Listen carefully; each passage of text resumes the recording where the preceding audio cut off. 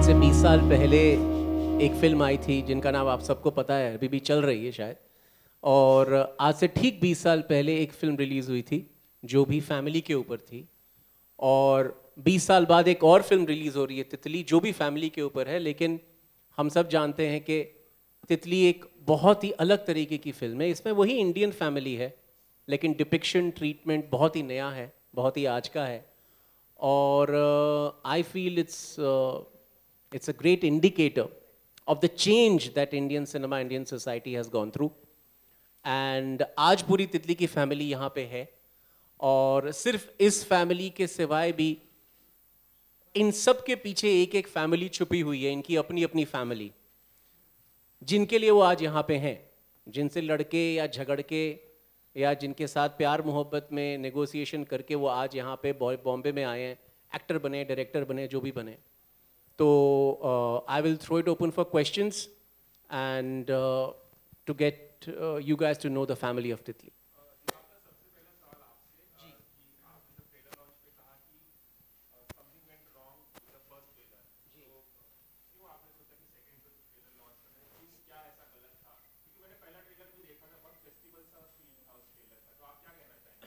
ये एक बड़ी अजीब दुविधा है। मैं हिंदी में ही बोलता हूँ क्योंकि आपने सवाल हिंदी में किया है। हमारे यहाँ पे क्या होता है कि फेस्टिवल का नाम सुन के ही दर्शकों का एक बहुत बड़ा समुदाय और डिस्ट्रीब्यूटर का समुदाय और मार्केटिंग जो फिल्म करते हैं उनका समुदाय डर जाता है कि ये पकाएगी तो नहीं, ये दिमाग का दही तो नहीं करेगी। क्योंकि इस तरह की कुछ फिल्में होती हैं जो कहती हैं हम फेस्टिवल हैं, और फिर वो थोड़ी सी पकाती हैं। लेकिन कनू बहल जिस तरह के डायरेक्टर हैं, वो इस तरह के डायरेक्टर बिल्कुल नहीं है कि वो पकाना चाहते हैं। इनफैक्ट कनू की कुछ ऐसी स्क्रिप्ट्स भी हैं जो हंसा हंसा के पेट में दर्द करा देती हैं, जो वो आगे करेंगे। तो पिछला जो ट्रेलर था वो हमने थोड़ा सा जल्दी में, हमने कान फिल्म फेस्टिवल के लिए जो ट्रेलर बनाया था उसका ही एक रूपांतर हमने इंडिया में चलाया था। चला के हमने देखा कि हमको मालूम नहीं था, हम ऑब्जेक्टिव नहीं थे, लेकिन हमने जब फोकस ग्रुप के दर्शकों को तितली का इंडिया कट दिखाया, उन्होंने हमको थप्पड़ बस नहीं मारा। उन्होंने कहा कि यार ये इतनी एक्सेसिबल और इतनी सीधी फिल्म है, इतना समझ में आता है इस फिल्म में तुम क्या कह रहे हो कि ये मेरी फैमिली में साथ हो चुका है, तो इसको तुमने इस ट्रेलर में ऐसा क्यों दिखा रहे हो? तुम जो फिल्म का कोर कथानक है तुम ट्रेलर में दिखाओ उसको। तो वो सुन के हम थोड़े चेते और हमने नया ट्रेलर बनाया, और आज के रिएक्शन से और जिनको भी हमने दिखाया लोगों को, हमको लगा कि अब हम सही गए। ये इसका मीनिंग क्या है, हर फैमिली नहीं होती? इसका जवाब आपको कनू देंगे, क्योंकि ये कनू ही हैं जिन्होंने पूरी फैमिली को यहाँ पे गैदर किया, तो वो आपको बताएंगे। इसका जवाब हर फैमिली नहीं होती है।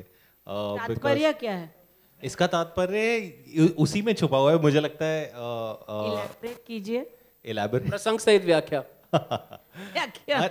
हर फैमिली नहीं होती का मतलब वो, उसमें फैमिली से जुड़े हुए जो बहुत सारे अलग अलग संदर्भ हैं वो हम खोलना चाह रहे हैं, अलग अलग पर्सपेक्टिव्स खोलना चाह रहे हैं। फैमिली में बहुत कुछ हो सकता है, डिस्कॉर्ड भी हो सकता है, डिफरेंसेस भी हो सकते हैं। खासकर इंडियन फैमिलीज़ बहुत ही ज़्यादा स्ट्रेंज होती हैं। जैसे हम लोग आपस में बात करते थे शूट में, तो एक हमारा अपना कोड था कि हिंदुस्तानी फैमिलीज़ में से एक चाय पियोगे मोमेंट बहुत ज़्यादा होते हैं। जैसे कि बहुत ज़्यादा झगड़ा होता है, बहुत ज़्यादा तकरार होती है, और 1 घंटे तक, 1.5 घंटे तक सब प्लेट कप तोड़ने के बाद कोई एक दूसरे से बात नहीं करता, और फिर झगड़ा ख़त्म होता है चाय पियोगे से। तो इंडियन फैमिलीज़ बहुत पेक्यूलियर होती हैं, और कई तरह से डिसफंक्शनल भी होती हैं। Somehow there is this thing कि we are not very good talkers.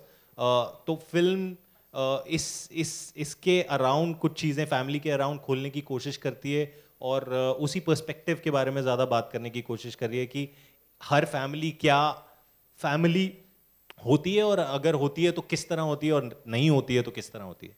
Ranveer, would you like to refresh your memory and tell us about any peculiarity that he is mentioning? You may Of have course, yeah, experienced in real. If I've experienced in real, okay, that would be telling. But I think I'd like to elaborate a little bit on what Kanu has just said. I think when we talk about family, we talk about a certain kind of idealism which goes with family. माँ बाप का प्यार, भाइयों के बीच में जो camaraderie वगैरह वगैरह. I think what her family नहीं होती means is that lot of times you find people thrown into those relationships, but they are missing the core emotions. कि भाई और भाई वो भाई तो हैं, लेकिन camaraderie नहीं है, भाईचारा नहीं है.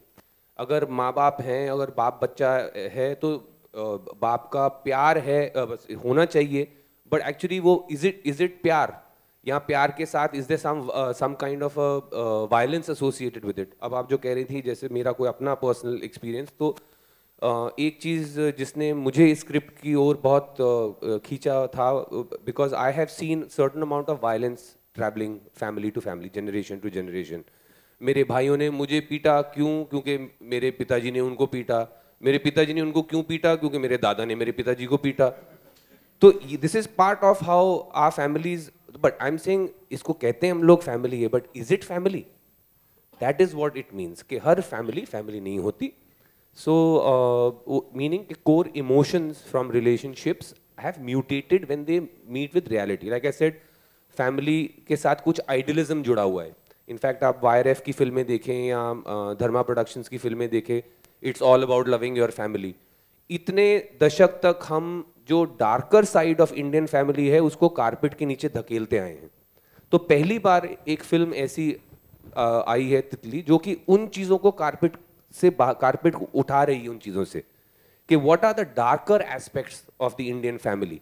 उसमें पेट्रियार्की भी है, उसमें जो फैमिली का आइडियलिज्म है, व्हेन इट मीट्स रियलिटी, किस तरह से वो इमोशंस और वो रिलेशनशिप्स म्यूटेट करते हैं, which makes you wonder कि is this what it's actually supposed to be.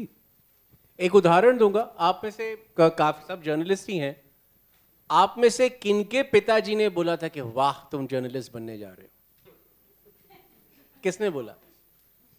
आपको तो ये बोला था ना कि ये रहा फॉर्म इंजीनियरिंग कॉलेज का, ये रहा फॉर्म इंग्लिश में MA का, ये लो पकड़ो, उधर जाओ करो. जब आपने कहा नहीं पिताजी मैं पत्रकार बनना चाहता हूं, या माँ मैं पत्रकार बनना चाहता हूं, तो तमाचा पड़ा होगा. या रात को माताजी मासी को फोन करिए, पता नहीं क्या कह रहा है, जर्नलिस्ट बनेगा. वो साथ वाला देखो जोशी का लड़का, उसने तो सेट पास कर लिया, ये तो पता नहीं क्या. तो मैं अभी भी अपने माँ बाप से कभी कभी सुनता हूँ ये. आप जरा अपने फैमिली के बारे में बताएं बावला सर. मैं इस पे ऐड करना चाहूँगा, फैमिली नहीं होती है. और उसके बाद एक उदाहरण देना चाहूँगा अपनी लाइफ से कि मैं कानपुर से हूँ. हम लोगों का लेदर का काम था, हम लोग लेदर के जूते बनाते थे, बेचते थे. तो ऑब्वियसली पापा का मन था कि हम लोग उनकी मदद करें. अब पापा का आई थिंक कुछ जब हम लोग 10, 12, 15 साल के हुए तो आई थिंक उनको खुद का मन जो है वो उचड़ गया अपने काम से, खुद ही का उचड़ गया. तो उन्होंने ये डाल दिया हमारे ऊपर कि क्योंकि बच्चे मेरी मदद नहीं कर रहे हैं मेरे काम में, और ये बेकार है, निकम्मे हैं, नकारा है, कोई दिल्ली जाना चाहता है, कोई कहीं जाना चाहता है पढ़ने, तो मैं अपना धंधा ही बंद कर देता हूँ. तो चक्कर ये है कि आप जब फैमिली की बात करते हो तो आपको एक फोटो दिखाई देता है जिसमें कि जैसे कि तितली का एक पोस्टर है यहाँ पे पीछे हमारे, कि एक हंसते हुए पापा हैं, एक बहुत ही भोली भाली सी मम्मी हैं, 2 मासूम से बच्चे हैं, और इस तरीके का आपको एक हैप्पी फैमिली दिखाई देता है. बट क्या वो असलियत है? क्या वही चल रहा है या वो सिर्फ दिखाया जा रहा है? तो बेसिकली जैसे रणवीर ने और दिबाकर ने बोला कि हम जो तहे हैं उसको खोलने की कोशिश कर रहे हैं कि जो असलियत में पीछे हो रहा है उसको आपके सामने ला के दिखाएं. अब ऐसा नहीं है कि हमारी वाली फैमिली में प्यार नहीं है, हमारी फैमिली में प्यार बहुत है. जैसे कि ट्रेलर में आपने देखा, वो भी प्यार दिखाने का एक नज़रिया है कि यार तुम मेरी बात नहीं सुन रहे हो तो अब तुम्हें चांटा पड़ना तो ज़रूरी है, या तुम अगर ये नहीं करोगे तो मैं तुम्हें मारूंगा, अगर तुम वो नहीं करोगे तो मैं तुम्हें कमरे में बंद कर दूंगा. तो इस तरीके की जो बातें हैं, इस वजह से आई थिंक ये स्लोगन फिट बैठता है कि जो फैमिली का हमारे दिमाग में जो मामला है कि ऐसी होती है फैमिली और इसी को फैमिली कहते हैं, तो क्या हकीकत में वो फैमिली है कि नहीं? एक्चुअली हम सब वो झेल चुके हैं. मैं इस फिल्म में मैं यही कहना चाह रहा था कि हम आप सब अलग अलग रूप से जो तितली की फैमिली में हो रहा है हम सब झेल चुके हैं. एक इंसान इस रूम में ऐसा नहीं है जो कभी ना कभी उस मुकाम से नहीं गुजरा होगा. कि उसको लगे कि यार ये क्या फैमिली, कहाँ पैदा हो गया मैं, तो ये जो एक, लेकिन साथ साथ वो प्यार भी है, तो दैट्स व्हाट ऑफ कोर्स तितली में थोड़े मतलब इट्स नॉट टू से कि आपके मतलब फैमिली भी क्राइम में है, बट पॉइंट इज कि वो एक्सट्रीम्स में आपको to evoke that feeling, to understand that थोड़ा एक्सट्रीम्स लिए गए। बट आपने जो आपके सवाल से इतना बड़ा शुरू हुआ है सेशन कि द पॉइंट बीइंग कि फैमिली, हर फैमिली नहीं होती, मीनिंग कि the core emotions you wonder कि is this what family suppose to be. By the way ये जो क्राइम है, ये जो क्राइम है, ये तितली की फैमिली के लिए क्राइम नहीं है। पापा ने तो बोला है अच्छे से बेटे जाके काम करो, फिर हम वैष्णो देवी जाते हैं, और वो काम क्या है वो आपने देखा है। तो for Titli's family is not a crime, वो तो धंधा है। Hi Diwakar, Alok here. मेरा सवाल आपसे है कि फिल्म का नाम तितली, क्या ये लड़के का नाम तितली है या क्यों पड़ा हुआ है? जो ये नाम लेके पैदा हुआ है और जिसकी बदकिस्मती है कि उसके ऊपर ये फिल्म बन रही है, मैं उसी को माइक देता हूँ, वो आपको बताएगा। मैं उसमें तितली का किरदार निभा रहा हूँ। एंड जैसे रणवीर ने कहा, मैंने बचपन से, थैंकफुली मैं पेटा नहीं हूँ और मेरे पेरेंट्स बहुत सपोर्टिव हैं, पर इस सपोर्ट के पीछे भी मतलब बीच में बहुत चीज़ें अनकही रह जाती हैं। इंडियन फैमिलीज़ में ज़रूरी बातें नहीं होती हैं बिल्कुल भी। जो दिल में तुम कुछ कहना चाहते हो, चाहे गर्लफ्रेंड की बात हो, चाहे कुछ हो, इंडियन फैमिलीज़ कम्युनिकेट नहीं कर पाती। और मैंने भी खुद ये रिलेट किया। शायद बहुत प्यार मिला मुझे बचपन में, मैंने ना ही बहुत थप्पड़ खाए हैं, बहन से बहुत खाए होंगे, पर माँ पिता से नहीं खाए। तो ये जो सब्जेक्ट मैटर था फिल्म का, मैंने इसलिए रिलेट किया इससे, क्योंकि मैं भी इन चीज़ों से बीत चुका हूँ और ये बहुत चीज़ें मेरे मन में चलती हैं परिवार के बारे में। माँ बाप से जो नहीं खाए वो हमने पूरे कर दिए हैं। बिल्कुल, मैंने आपको हम लाइव डेमोन्स्ट्रेशन दे देते हैं यहाँ पे। बिल्कुल नहीं, सवाल ये था कि आपका आपका नाम तितली कैसे पड़ा? मेरा ये अगर पिताजी भी चाहें तो बता सकते हैं। तितली नाम रखने का एज राइटर्स रीज़न यही था कि फिल्म काफ़ी हद तक पेट्रियार्की के बारे में बात कर रही थी और वायलेंस के बारे में बात कर रही थी।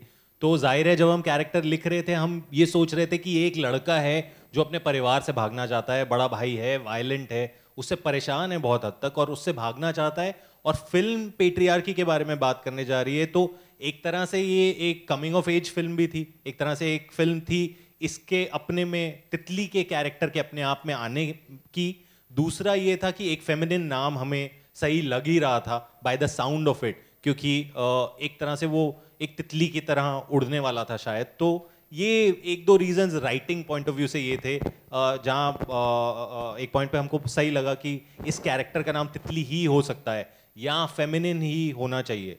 बाकी स्क्रिप्ट की माइथोलॉजी के अंदर कहानी ये है कि तितली की जो माँ थी उसके 2 बेटे हुए और उसके बाद बेटी का इंतजार कर रही थी, बेटी कभी हुई नहीं, तो बेटी नहीं हुई तो तितली का नाम ही तितली रख दिया।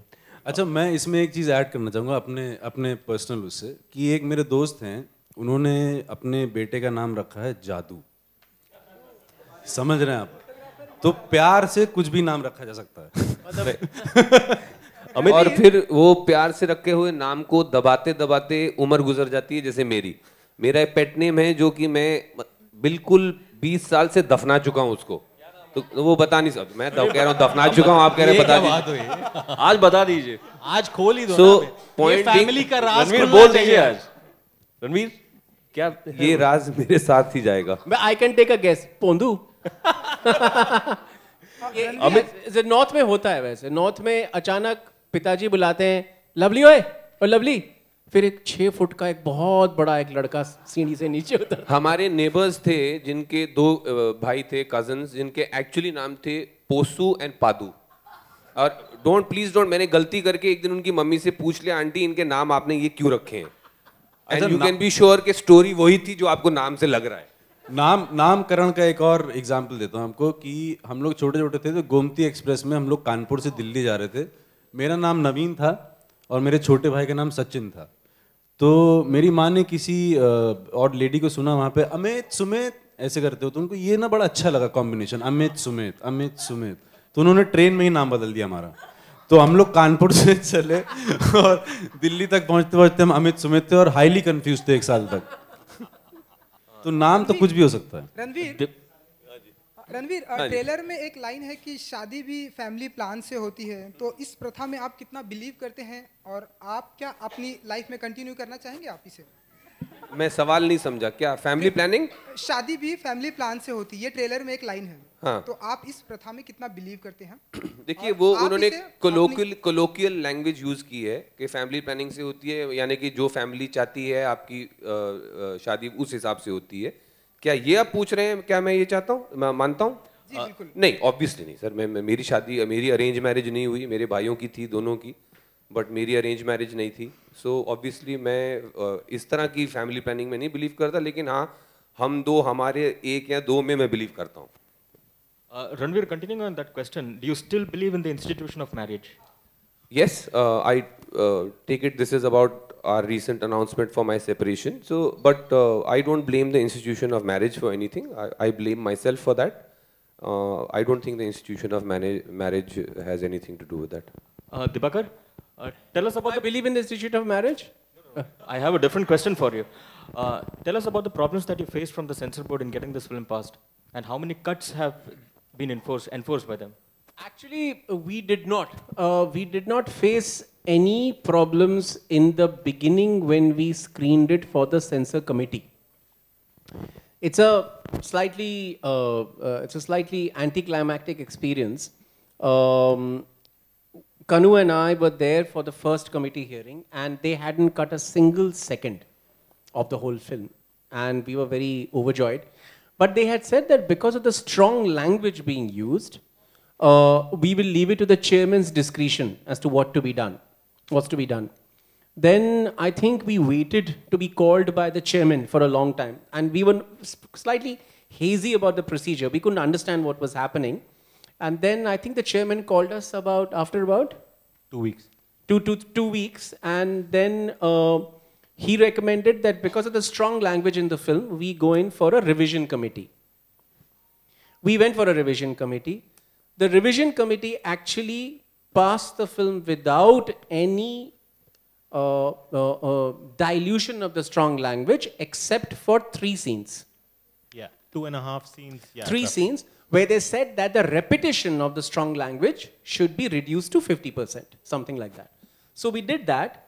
And we were quite happy that, it would sort of, go like that, because the film wasn't touched at all. But after that, how much time elapsed? Another couple of weeks. Couple of weeks, maybe more. After, I think about a month. After that, we were still not getting our certificate for about a month. And then we requested the censor board and the chairman to sort of look into our matter. Then we went there and met the chairman again. And the chairman looked at the revision committee's, revising committee's recommendations and said that because of some, what was the reason? Because of some procedural thing. The whole 50% issue. And the chairman actually could not agree with the revising committee's recommendation because of some technical problem where the revising committee had said according to the guidelines. Now, apparently the guidelines say something else. So we were further confused. We went back and looked at the guidelines. We couldn't understand which guidelines we're talking about. Then again, we met the chairman. And then the chairman told us to sort of, reduce the strong language in all the other scenes. And yeah, correct? That's what he said. Yeah. So then we had to reduce the strong language in some other scenes as well. And after that, there was another period of waiting, and then we got the censor. So we've been left slightly confused with the whole process, but thankfully, the film hasn't been hurt at all. So that was our experience. And later on, we were told that apparently the recommendations of the revision committee cannot be superseded by anybody else, even if it's the chairman. But we are not the legal authority on these because we make films, and you might think that we know about censor laws deeply or whatever it is, but it's not so. Because the laws are so intricate and so bureaucratic that we can't understand what they are. So sometimes कोई कुछ कहता है तो हम वो मान लेते हैं, उसके बाद कोई और कुछ कहता है तो हम वो मान लेते हैं. So we've told you the sum total of our experience. Now you make the sense of it. Dibakar, hi. The protagonist, okay, here to your left, hi. The protagonist in your film is, like Kanu said, trying to escape a violent and patriarchal society. So do you think he stands for the young Indian man, or do you think this is a film that's going to resonate more in BNC centers? I think first of all he stands for Kanu, because because because he's been, I mean, during the making of the film I realized I got phone calls from the crew कि ये कनु ना शशांक को कनु बना रहा है, क्योंकि कनु की उम्र ज़्यादा है, उसकी वो एक्टिंग वाली शक्ल नहीं है, इसलिए उसने शशांक को लिया और उसको अपने इमेज में पूरा बना के फिर उसको डाल रहा है, फिर अपने पिताजी को भी कास्ट कर दिया एज हिज पिताजी. So first of all, it stands for Kanu. Now, why that you'll have to ask Kanu. Secondly, I think any family from Delhi to Kanpur to Buenos Aires to Berlin to Nairobi to Jakarta can get this film. I have personally seen proof to this fact. I think family is the most fundamental unit of society that is known to man. और उस society में अपने ही कुछ चलते रहते हैं, अटकलें चलती रहती हैं. सो और वो अटकलें भी हम सब जानते हैं. बाप इंग्लैंड में भी बाप है, हिंदुस्तान में भी बाप है, नॉर्थ पोल में भी बाप है. बेटा बेटा ही होता है हर जगह. सो दैट एंड फैमिली, बीवी, डॉटर इन लॉ पूरे वर्ल्ड में एक है. मैंने सब जगह थोड़ा सा घूम के देख लिया. It's not so everybody should get this. एक minute, I just want to let Kanu finish the question कि इसको क्यों चुना, अगर खुद क्यों नहीं एक्टिंग की. Sorry, can I get the question again? No, I mean I'd asked him. Kanu, you have cast your dad in the film. So कुछ अपने life से कुछ अपने film में लिया है? It's got a lot actually. It's based on personal experience. That's where it stemmed from. Film की शुरुआत वहीं से हुई थी. मैंने इससे पहले कुछ लिखा था जो मैं 1-1.5 साल शॉप अराउंड करा और I try to mount it but it wasn't working and I actually realise that इससे पहले जो मैं लिख रहा था वो काफ़ी डिसऑनेस्ट था. So when I started writing Titli मैंने सोचा था that I really want to write something personal and honest and that's where Titli stems from. तो फैमिली और मेरे अपने एक्सपीरियंसेस family setup के अंदर, not only with my father but a lot of other relationships that I've seen around me, it was supposed to look into give a look into that world, but actually बनाते बनाते और सबके experiences जुड़ते गए film के अंदर, जितने collaborators आते गए और actually फिल्म बहुत ज़्यादा universal बन गई है क्योंकि बनाते बनाते हमको ये पता चला कि as Dibakar is saying, problem मुझसे कहीं ज़्यादा बड़ी है. प्रॉब्लम तो हर जगह है और हर फैमिली की बात हो रही है. तो चाहे वो सिद्धार्थ हो जो सिनेमाटोग्राफर था, जो या शरद हो जिसने फिल्म लिखी है मेरे साथ, या फिर वो नम्रता हो जो एडिटर है, उसकी अपनी माँ के साथ रिलेशनशिप वैसे ही थे जैसे मेरे अपने फादर के साथ होंगे या हम सब के अपनी फैमिलीज में रहे. तो वो सारे एक्सपीरियंसेस जुड़ के फिल्म बहुत ज़्यादा यूनिवर्सल बन गई और it started out from it being about my experiences and my family, but I think it's just now a bigger document of how families are in India to begin with, because हम लोग एक specific cultural context की बात कर रहे हैं और वो backdrop है आज का जो हिंदुस्तान है. But I think universal, because again as Dibakar is saying, family exists everywhere from Berlin to Buenos Aires to Nairobi to wherever. So I think that is what makes it very universal. So it feels kind of wrong to say कि अब सिर्फ मेरी family की कहानी रह गई है. अब सवाल ये बनता है कि आपको भी क्या जबरदस्ती शादी करने को कहा गया था जैसे इनको जबरदस्ती बहू बना के लाया गया? Yes, sir. So Dibakar, Kanu, has this film helped your relationship with your father? He's on the stage today. So through the film, has your relationship evolved? वो थोड़ा सा, so I'll just be absolutely honest. I think वो film making का process और पूरा catharsis का process film के लिए बहुत रोमांटिसाइज्ड होता है. मुझे एक्चुअली लगता नहीं है कि कुछ रिजॉल्व होता है and resolutions are not that simple.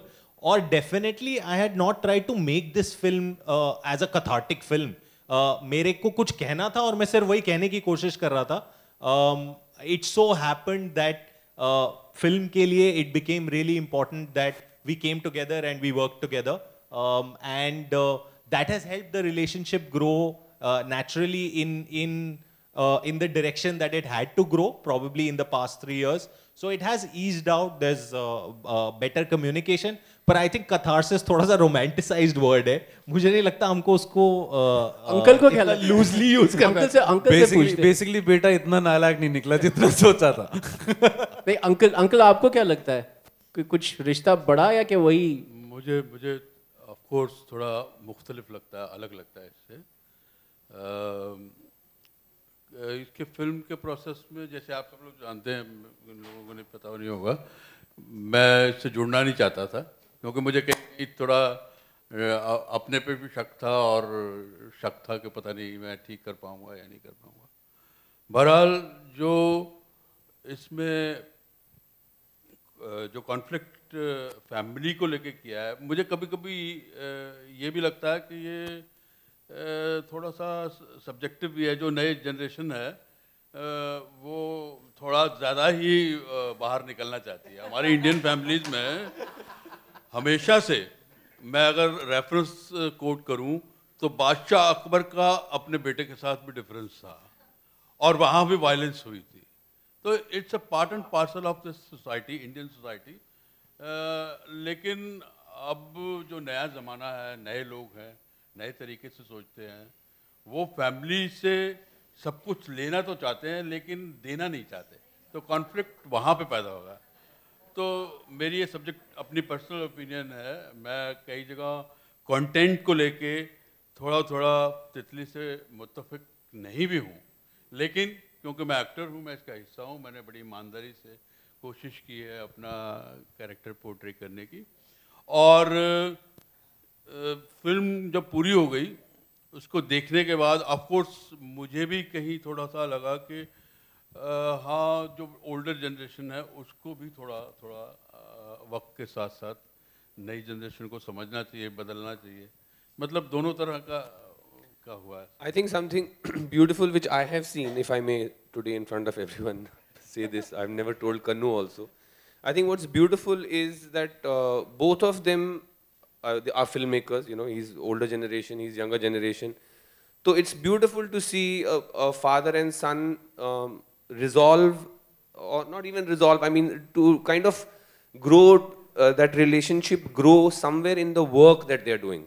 कि एक फिल्म मेकर ने अपने फादर को कास्ट किया एक फिल्म में, और सिर्फ वो फिल्म पे काम करते करते उनका relationship somehow I feel gets better or is affected. Connecting. I think that's another film right there. मुझे ये सब नहीं पता. मुझे बताया कि वो अपेंडिक्स का स्कार बड़ा अच्छा है, मेकअप के पैसे बच जाएंगे. अपेंडिक्स नहीं सॉरी, अपना ये ओपन या उसका एक ऑपरेशन का बहुत अच्छा स्कार है.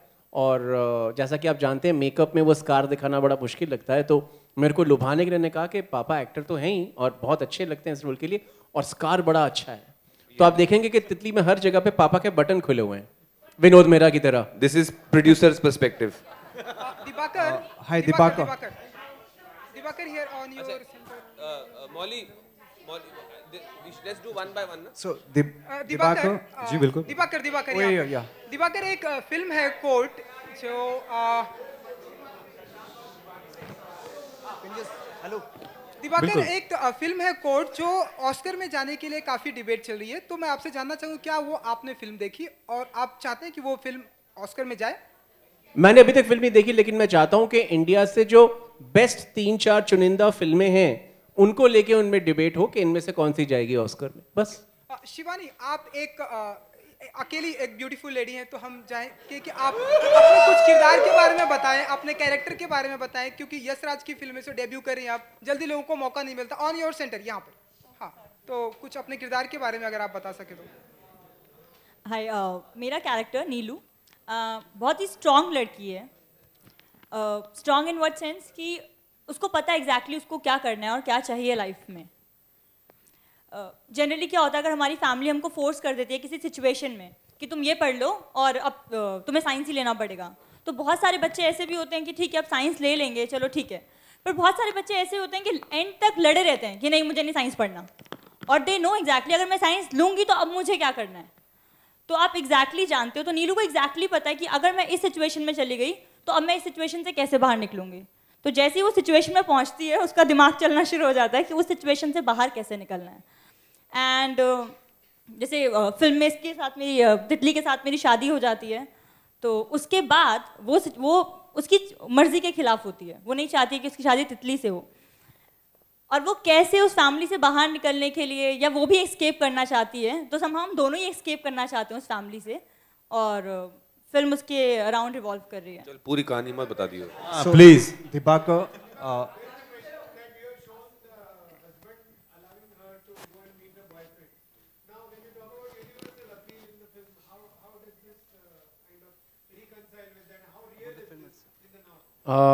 I think the audience will have to answer for itself, because this is something I can't answer for the audience. लेकिन मुझे तो लगता है बहुत ही real और universal situation है. And in any case, I don't think our job in the film is to,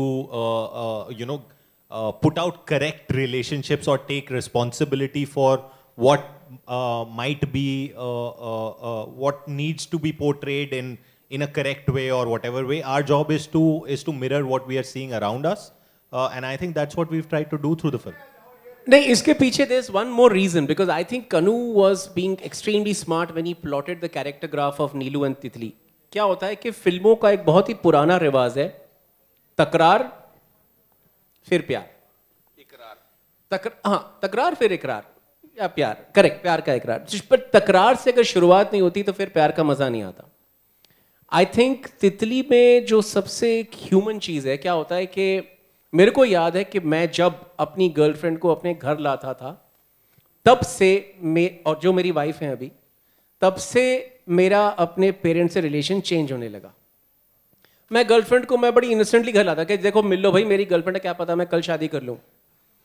तो मेरे पिताजी माताजी बड़े न्यूट्रल से हो गए, हाँ हाँ कर लो, हाँ हाँ okay okay okay, and suddenly there was a distance, उनसे बात हजम नहीं हो रही थी। तो क्या होता है कि लड़का जब भी अपनी फैमिली बनाने के जाता है, उसकी जो पुरानी फैमिली होती है वो सबसे पहले इनसिक्योर होती है, और ये चीज़ यूनिवर्सल है, आप सब ने देखा है ये। और इसे ही हम जनरेशन गैप कहते हैं कि यार हम तो मोहब्बत में हैं लेकिन माता पिता मोहब्बत के खिलाफ है। माता पिता मोहब्बत के खिलाफ नहीं है, माता पिता ये सोच रहे हैं कि लड़का भाग जाएगा। यहाँ पे उल्टा हो रहा है, यहाँ पे तितली भागने की कोशिश कर रहा है और उसको बोल रहे हैं इसकी शादी कर दो, कहीं ना भागने वाला ही है। शादी कर दी, लेकिन अब शादी के बाद लगता है कि यार ये तो जोरू का गुलाम है, इसकी बीवी तो बहुत चंट है, जैसे हमारे नॉर्थ में कहते हैं, इसका तो अपना एक एजेंडा है, धीरे धीरे माँ बाप को ये भूल रहा है, भाइयों को भूल रहा है, और ये हर फैमिली में होता है। This is the answer to your question. लेकिन what happens is that during the course of the events that happen in Titli, you see this beautiful relationship developing between Titli and Neelu.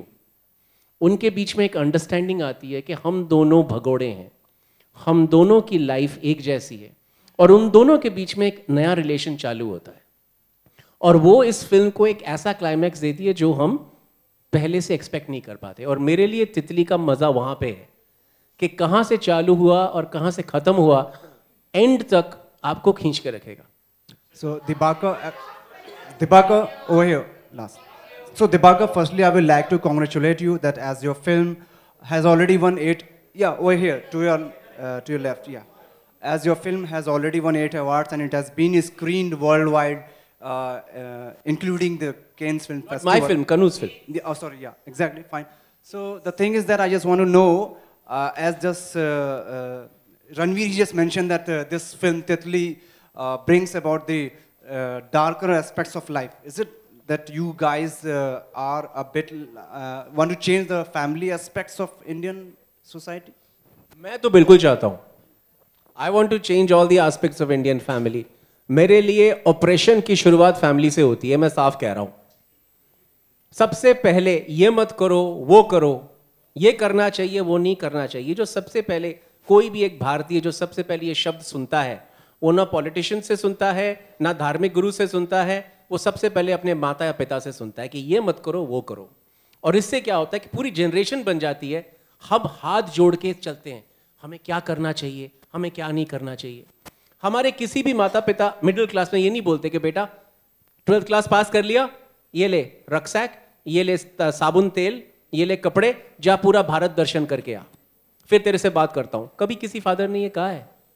तो मैं तो change करना चाहता हूं, मेरे को तो पता है इंडियन फैमिली को मैं चेंज करना चाहता हूं। Ranveer one question for Shashank and Shivani please. Ranveer on your centre. जी को शॉकिंग तो बहुत था, पर मेरे को नौकरी की ज़रूरत थी, तो जितना भी मैं शॉक हुआ, मैं स्क्रिप्ट पढ़ के खुश भी हुआ। बहुत खूबसूरत तरीके से लिखी गई थी और बहुत इंटरेस्टिंग थी। और एक ये जो लड़का था वो दिल्ली के एक इलाके से है, जो मैं दिल्ली में पैदा हुआ हूँ, और पर मैं दिल्ली के बारे में कुछ नहीं जानता हूँ। और मुझे ये समझ आया तितली स्क्रिप्ट पढ़ के कि जो हमारे देश में चल रहा है, जो ये पेट्रियार्कल, जो ये मैस्कुलिनिटी ओवरडोज हो रहा है, मैं उसके बारे में कुछ नहीं जानता हूँ, बिकॉज मैं एक शेल्टर्ड लाइफ जिया हूँ और सबके बीच में मेरे को कुछ नहीं समझ आया। तो मैं शॉक ज़रूर हुआ, मैं खुश ज़्यादा हुआ, और यारी रोड के 2 चक्कर मारे कि मेरे को पिक्चर मिल गई है, तो मेरा कुछ ऐसा रिस्पॉन्स था। दीपाकर इधर। जब मैंने स्क्रिप्ट पढ़ी थी पहले, तो मैं एक्चुअली शॉक में थी, क्योंकि मैं बॉलीवुड फुल ऑन फॉलो करती आई हूँ बचपन से, और मुझे हीरोइन बनना था। तो फॉर मेरे लिए तो ये स्क्रिप्ट बहुत ज़्यादा खतरनाक थी। और जैसे मैंने अपनी फैमिली को देखा था, तो मुझे लग रहा था यार ये बहुत ज़्यादा ये क्या लिख दिया है, ये बहुत डार्क है। और डार्क भी किस सेंस में कि because the kind of person I am, मुझे चीज़ें बहुत वाइट दिखती हैं। मेरे लिए सिर्फ ब्लैक और वाइट 2 जोन हुआ करते थे, और मैं शिवानी को हमेशा वाइट जोन में रहना है, ठीक है। I want to be a good girl, और सब कुछ अच्छा होता है, इवेंचुअली सब कुछ अच्छा हो जाता है, वो सब बिलीव करती थी मैं। बट तितली ने मुझे एक्चुअली बहुत ज़्यादा सिखाया है और चेंज किया है। बिकॉज जब मैंने स्क्रिप्ट पढ़ी, तब मैंने रिलेट करना शुरू किया अपनी फैमिली में। वो चीज़ें याद होता है ना, आप जब पढ़ लेते हो चीज़ें तो आपको याद आता है, आप रिलेट करते हो हर सीन के साथ। तो मैंने हर सीन के साथ रिलेट किया, तो मुझे लगा एक्चुअली कुछ गुड है ही नहीं, सब कुछ ग्रे में फॉल कर रहा है। सो उसके बाद से I started enjoying the process. I think that was the beauty of the script, which was written by Kanu and Sharat. It's one of the finest screenplays I have read in recent times. मतलब ऐसे ही script पढ़ने के लिए भूखा रहता हूँ मैं, and kudos to them for a fabulous script. Ranveer, एक आपके सामने रणवीर, सोशल नेटवर्किंग मीडिया पे कुछ ऐसे लोग हैं जो जानना चाहते हैं कि आप in future Ranveer social networking media पे कुछ ऐसे लोग हैं जो जानना चाहते हैं कि इन फ्यूचर अब आप सिंगल ही रहेंगे या शादी करेंगे? यार तितली के बारे में बात करते हैं, मेरे इसका क्या लेना देना है? दीपाकर, तो तितली के बारे में बात करते हैं। दीपाकर जिस तरह से ये आपने कैरेक्टराइजेशन किया है पिक्चर का, जो भी कैरेक्टर्स लिखे गए हैं, उसमें आपको नहीं लगता कि जो लैकनेस ऑफ एजुकेशन कहीं ना कहीं दिखाई देता है कैरेक्टर्स में? अब आप एजुकेशन की बात छेड़ रहे हैं, तो मैं फिर उल्टा क्वेश्चन करूंगा कि एजुकेशन का मतलब क्या है? एजुकेशन का मतलब आप ये कह रहे हैं कि माता पिता की बात सुनो, सदा सुबह उठ के नमस्कार करो। मैं उस एजुकेशन में बिलीव नहीं करता हूँ। तो नहीं, ये एजुकेट करने के लिए नहीं बनी, ना ही ये दिखाने के लिए बनी है कि इसमें एजुकेशन खराब है। ये बस ये दिखाने के लिए बनी है या कि पहली बात है कि स्टोरी बहुत इंटरेस्टिंग है, एंगेजिंग है, एंटरटेनिंग है, इसलिए।